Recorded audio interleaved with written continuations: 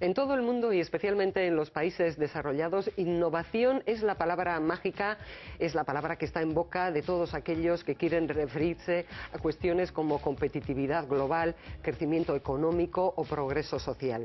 Tenemos con nosotros hoy a Mario Calderini. Él es un experto de la región italiana de Piedmont, una región homologable a Euskadi.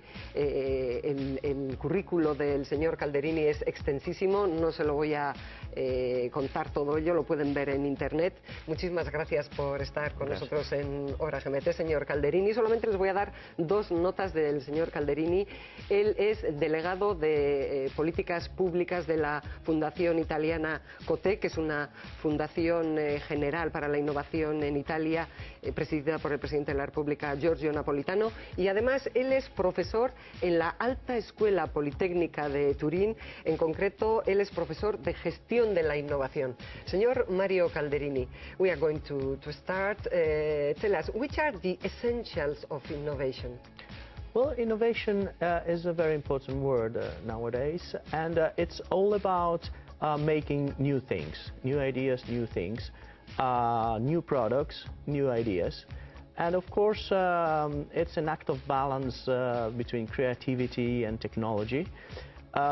We tend to think that innovation is only technology, but innovation is many things. It is also learning to do things in different ways. If you think Google, Amazon, Ryanair, they are not really about technology. They are new business models, new ways to do things. And I think this is the essential of innovation. Okay, let's talk about your region, about Piedmont right now. Piedmont has got an economic structure which is pretty similar to ours, to the Basque region. Yours is the first region in Italy concerning investment in research and development. How did you manage to change the attitudes towards innovation?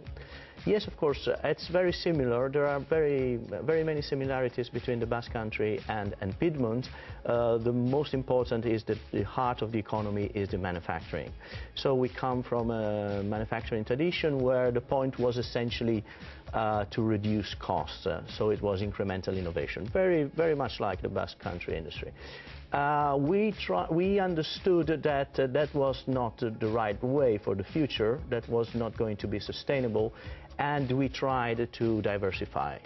And so we started to put a lot of science in our investment portfolio.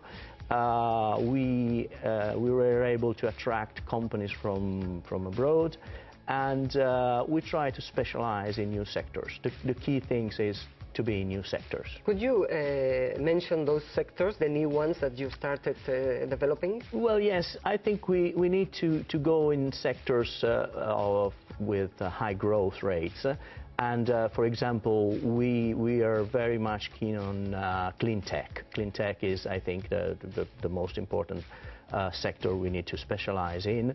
And of course, you're talking about energies, or? Energies and every kind of technology that is able to reduce our environmental impact, and all the technologies that are able to produce energy from new sources, renewable sources.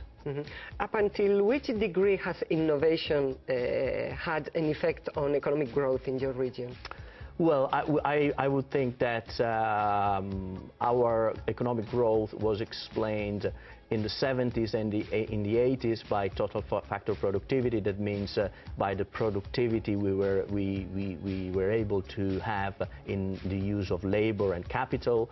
After the 80s, it's all about innovation. So I would say that innovation today is the main, maybe the only driver of economic growth for our region. You mentioned the foreign enterprises. You've got some 165 foreign firms settled in Piedmont. Yes. What do you give them?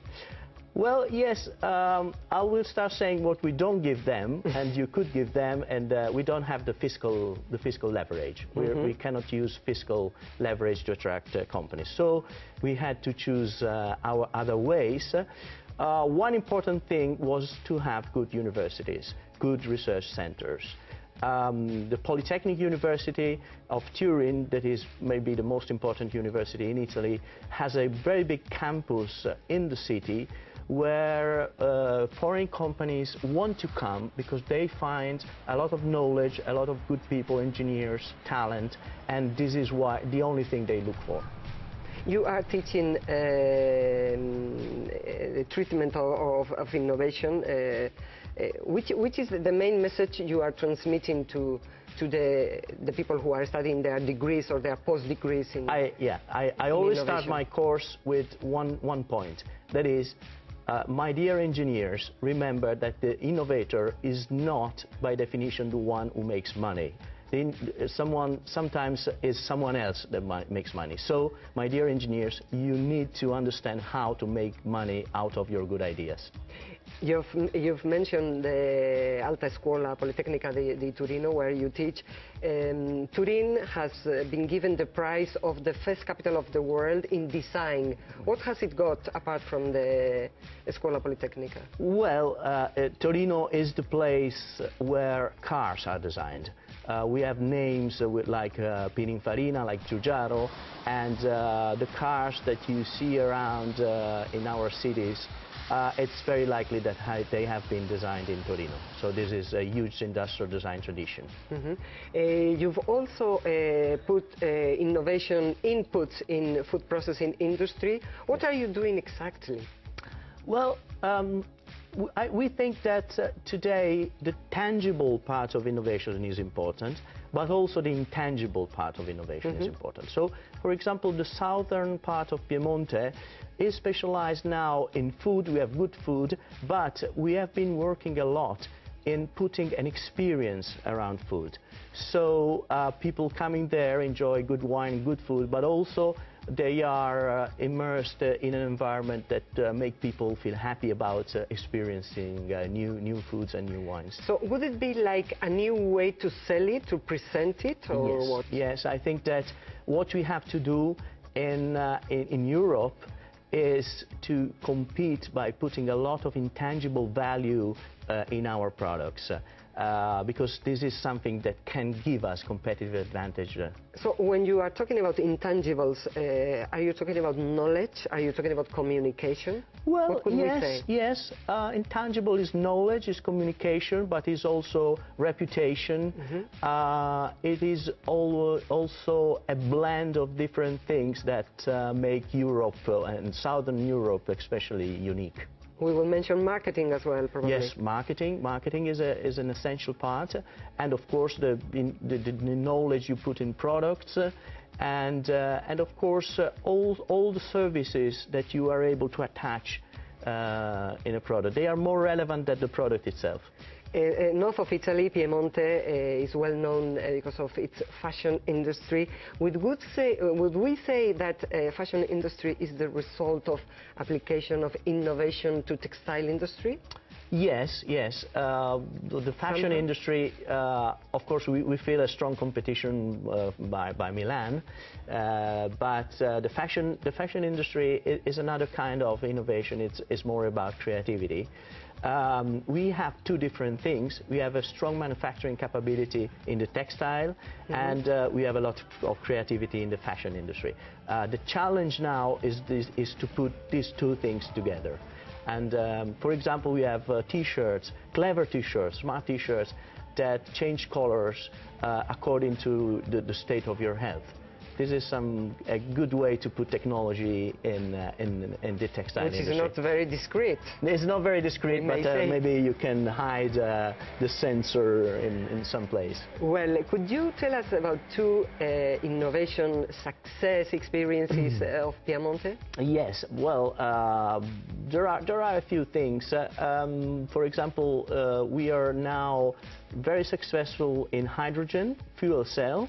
So producing hydrogen from fuel cell, and that was created by political effort in science parks. That is very important.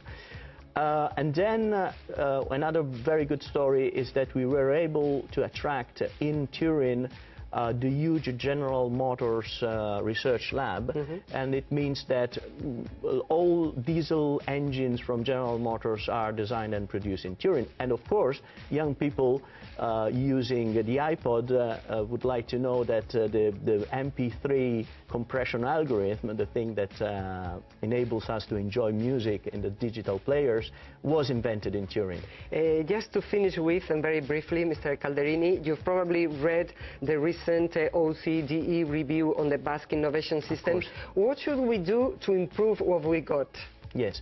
Well, first of all, I think you're already doing very well. It's a huge effort. The so-called second transformation of the Basque economy is in progress, and it's very good. Of course, I would say that what is needed is to make your university system and scientific system even stronger than it is, because it is going to be the essential enabling factor of your new development. Mario Calderini, thank you very much for having been to Hora GNT. Gracias.